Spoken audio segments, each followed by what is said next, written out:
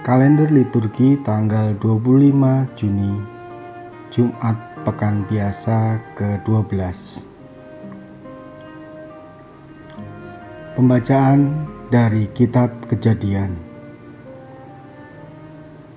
Ketika Abraham berumur 99 tahun, maka Tuhan menampakkan diri kepadanya dan bersabda, "Akulah Allah yang Maha Kuasa. Hiduplah di hadapanku dengan tidak bercela. Dari pihakmu, engkau harus memegang perjanjianku, engkau dan keturunanmu turun-temurun. Inilah perjanjianku yang harus kau pegang, perjanjian antara aku dan engkau serta keturunanmu, yaitu setiap laki-laki di antaramu harus disunat." Selanjutnya Allah berfirman kepada Abraham, "Tentang istrimu Sarai, janganlah kau sebut lagi Sarai, tetapi Sarah. Itulah namanya. Aku akan memberkatinya, dan daripadanya juga Aku akan memberikan kepadamu seorang anak laki-laki.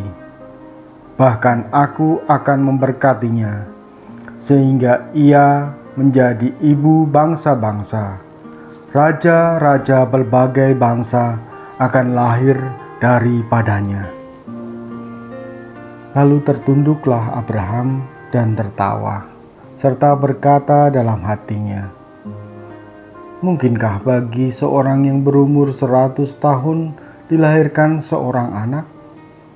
Dan mungkinkah Sarah yang telah berumur 90 tahun itu melahirkan seorang anak?"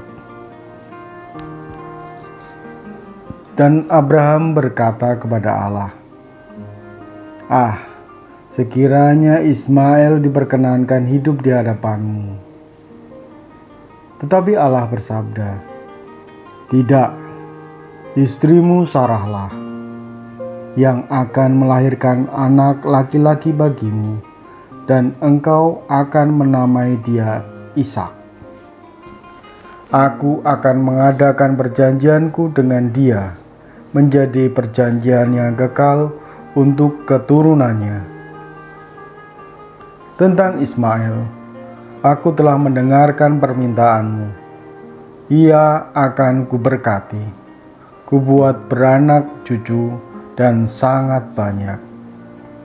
Ia akan memperanakkan 12 raja, dan aku akan membuatnya menjadi bangsa yang besar. Tetapi perjanjianku akan kuadakan dengan Ishak, yang akan dilahirkan Sarah bagimu tahun yang akan datang, pada waktu seperti ini juga." Sesudah selesai bersabda kepada Abraham, naiklah Allah meninggalkan Abraham. Demikianlah sabda Tuhan. Syukur kepada Allah.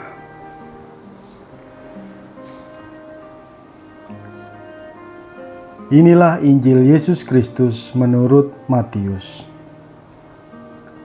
Setelah Yesus turun dari bukit, banyak orang berbondong-bondong mengikuti dia. Maka datanglah kepadanya seorang yang sakit kusta. Ia sujud menyembah Yesus dan berkata, "Tuan, jika Tuan mau, Tuan dapat mentahirkan daku." Lalu Yesus mengulurkan tangannya, menjamah orang itu dan berkata, "Aku mau, jadilah engkau tahir." Seketika itu juga tahirlah orang itu dari kustanya. Lalu Yesus berkata kepadanya, "Ingatlah, jangan engkau memberitahukan hal ini kepada siapapun. Tetapi pergilah, perlihatkanlah dirimu kepada imam dan persembahkanlah persembahan yang diperintahkan Musa sebagai bukti bagi mereka." Demikianlah Injil Tuhan.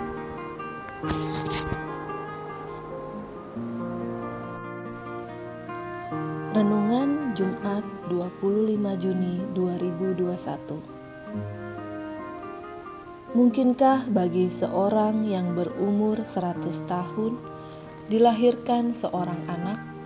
Dan mungkinkah Sarah yang telah berumur 90 tahun itu melahirkan seorang anak?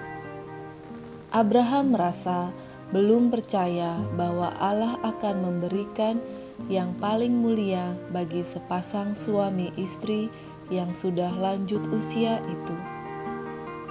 Nyatanya Allah berkehendak lain. Istrimu, Sarah lah yang akan melahirkan anak laki-laki bagimu. Kebaikan Allah nyata dalam diri putranya. Tuan, jika Tuan mau, Tuan dapat mentahirkan aku.